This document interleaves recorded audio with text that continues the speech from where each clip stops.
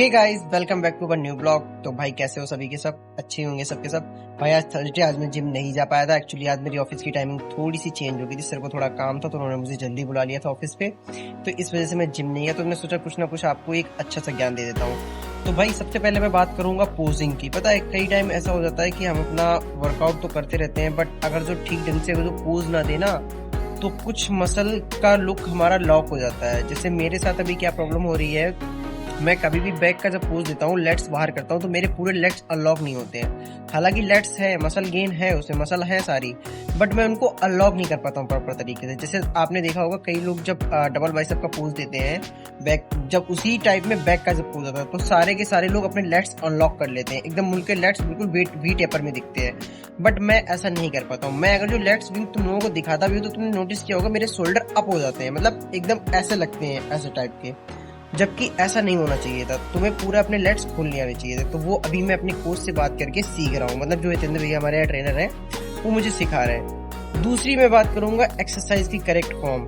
भाई थोड़े दिन पहले मेरा चेस्ट बिल्कुल भी ग्रो नहीं हो रहा था। मैंने बहुत मेहनत की, बहुत ये किया, incline dumbbell press, back deck fly, जिसने जो एक्सरसाइज मुझे सजेस्ट की मैंने वो की, बट कुछ भी नहीं हुआ।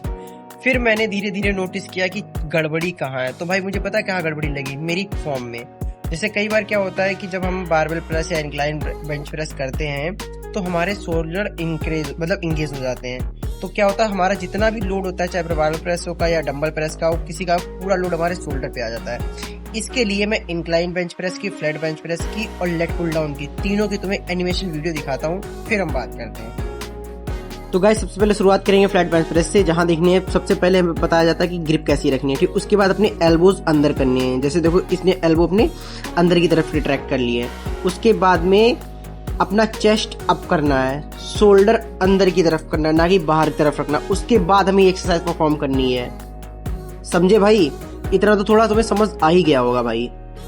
तो गाइस तुमने फ्लैट बेंच प्रेस में देखा क्या होता है, तो हमारे जो शोल्डर होते हैं ना वो हमें रिट्रैक्ट करने होते हैं और चेस्ट हमारी अप रहनी चाहिए, तभी हमारा पूरा लोड चेस्ट पे आता है, चेस्ट स्क्वीज करके। ना कि हम ऐसे कर लेते तो शोल्डर हमारे, तो पूरा लोड हमारे शोल्डर पे आता है। इन केस कभी कभी जब हम हैवी लगाते हैं तो हमारा पूरा वेट शोल्डर पे आता है, फिर हमें पेन होता है शोल्डर पे। जैसे मेरे साथ कई बार हुआ, तुमने वीडियो में भी देखा होगा, मैं हैवी बेंच प्रेस करने के बाद अपने शोल्डर को मतलब ऐसे सहलाता हूँ। वो यही मेरी गलती की वजह से। मैंने वो गलतियां आप सुधारनी धीरे धीरे ठीक की है, ठीक है भाई। ये वेरिएशन है हमारा इंक्लाइन बेंच प्रेस का। ये वाला इस देखो, लेफ्ट साइड वाला रॉन्ग है, राइट साइड वाला राइट है। हम लोग क्या करते हैं, सीधी सीधी बेंच लाते, बट हमें सीधी नहीं लेके आनी होती है। इसमें पूरा सब करेक्ट फॉर्म दिया गया हुआ है भाई। ये वीडियोस हमारे लिए कभी कभी देखनी बहुत जरूरी होती है भाई। मैं भी देखता हूँ, मैं भी ट्राई करता हूँ ये सब भाई। देखो इंक्लाइन बेंच प्रेस में भी यही सीन होता है। इंक्लाइन बेंच प्रेस में अगर जो खेल हम देखें तो सही फॉर्म का ही है भाई। चाहे कोई भी एक्सरसाइज ले लो, चाहे बाइसेप ट्राइसेप, कुछ भी एक्सरसाइज ले लो। मैं इतना एक्सप्लेन नहीं कर पा रहा हूँ क्योंकि मैं इतनी वीडियो जनरेट नहीं कर पा रहा हूँ एआई से। बट हाँ, कुछ टाइम बाद मैं ये सारी चीजें तुम्हें जिम में समझाऊंगा, क्योंकि अभी यार मैं खुद ही अपनी फॉर्म सही कर रहा हूँ, क्योंकि मेरी खुद ही फॉर्म सही नहीं तो मैं तुम्हें क्या ही ज्ञान दूंगा। समझ रहे हो ना बात को? बट जितनी मैंने सही कर पाई, जितना मैं ठीक से कर रहा हूँ, तो वो मैं तुम्हें बता रहा हूँ। जिम में मैं किसी दिन ये सारी चीजें तुम्हें करके दिखाऊंगा कि हाँ कहीं कौन सी फॉर्म कैसे लगाई, मतलब कौन सी एक्सरसाइज सही फॉर्म में हम कैसे करें। तो इंक्लाइन बेंच प्रेस का सीन देख लिया, अब हम बात कर लेते हैं लेग पुल डाउन की। भाई लेग पुल डाउन की भी तुम वीडियो आराम से देखो कि हमें कैसे ग्रिप रखनी है, कैसे अपने शोल्डर डाउन रखनी है। ये देखो शोल्डर अप है ना, इनको रिट्रैक्ट करना है। ये देखो अब हमारे पूरे लेग्स पे आएगा वर्क। एल्बोज अंदर की तरफ रखना है और ये अपना स्ट्रेट रखना है बैक को, और ज्यादा बॉडी स्विम नहीं करनी है भाई। तो ये हमारा करेक्ट फॉर्म इसका हुआ।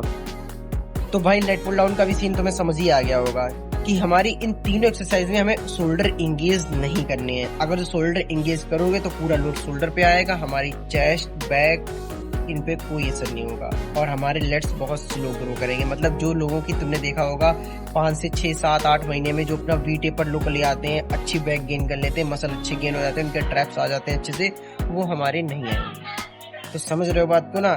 तो कोशिश करो वर्कआउट डाइट के साथ साथ में अपनी एक्सरसाइज की फॉर्म भी करेक्ट करो, क्योंकि वो अगर जो सही होगी ना तो बहुत जल्दी मसल बनेगी भाई।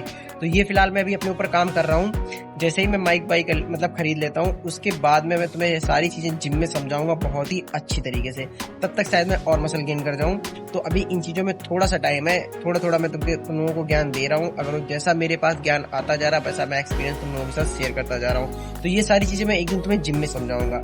तो तब तक के लिए आज की वीडियो इन्फॉर्मेशन अगर तुम्हें अच्छी लगी हो तो वीडियो को लाइक कर देना, कमेंट कर देना, शेयर कर देना, हमारे चैनल को सब्सक्राइब कर देना। मिलते हैं कल के ब्लॉग में। Bye bye.